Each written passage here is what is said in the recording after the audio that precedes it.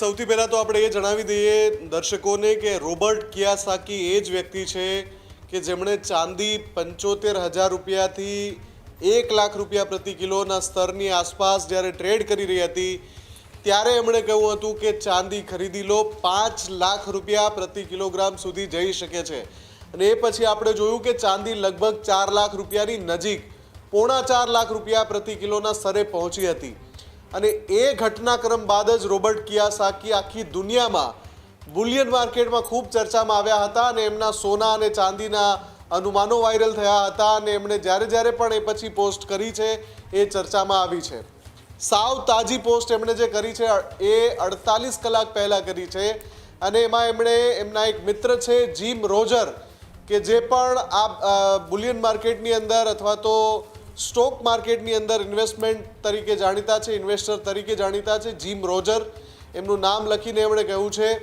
હવે અત્યારે પરિસ્થિતિ શું છે? એક તરફ સોના અને ચાંદીમાં બુલિયન માર્કેટના જે જાણકાર લોકો છે એ લોકો વર્ષોના અનુભવ, 35, 40, 50 વર્ષનો જેમને અનુભવ છે આ ફિલ્ડમાં, એ પણ અત્યારે એ વાત કળી નથી શકતા કે સોનું અને ચાંદી આટલું કેમ તૂટી રહ્યું છે.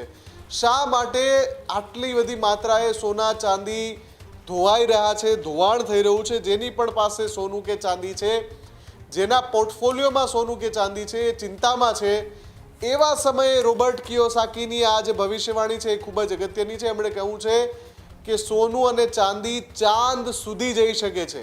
આની પહેલાં આ જ માણસે કહ્યું હતું કે સોનું અને ચાંદી છે એ એવી તેજી લાવશે કે તમે કલ્પના ન કરી હોય. અને એમણે ચાંદીનો ભાવ 7 લાખ રૂપિયા પ્રતિ કિલોગ્રામ જવાની આગાહી પણ કરેલી છે અગાઉ, કે ભાઈ નજીકના ભવિષ્યમાં ચાંદી 7 લાખ રૂપિયા પ્રતિ કિલોગ્રામ જશે. આ જ રીતે સોનું પણ 2 થી 2.5 લાખ રૂપિયા પ્રતિ 10 ગ્રામના ભાવ સુધી જઈ શકે છે એવી તેમની આગાહી છે. મોટાભાગે આંતરરાષ્ટ્રીય બજારમાં સોનું જે પ્રતિ ઓન્સ વેચાતું હોય છે એ પ્રતિ ઓન્સ જે છે $5,400 સ્તરે, સર્વોચ્ચ સ્તરે પહોંચ્યું હતું. સોનાની વાત કરીએ તો અત્યારે $4,000 સ્તરે છે, $1,400નો ઘટાડો છે. અને એવા સમયે રોબર્ટ કિયાસાકી કહે છે કે તમે ખરીદી લો, અથવા તો જે સ્માર્ટ ઇન્વેસ્ટર છે, જે સ્માર્ટ રોકાણકર્તા છે, એના માટે આ સમય છે, જેટલું શક્ય હોય એટલું ખરીદી લે.